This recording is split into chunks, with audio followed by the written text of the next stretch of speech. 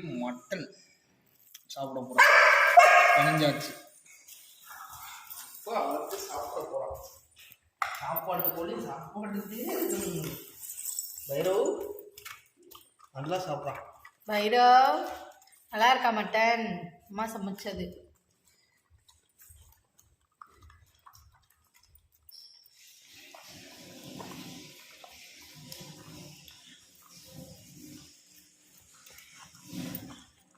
இங்கே பாடுறா, சாப்பிட்றப்ப பார்க்கவே மாட்டேன். பைரவ் சாப்பிட்றது எதுவும் கண்டுக்கிறது இல்லை. ஆட சரி சாப்பிடு கொஞ்சம் எடுக்கலையா?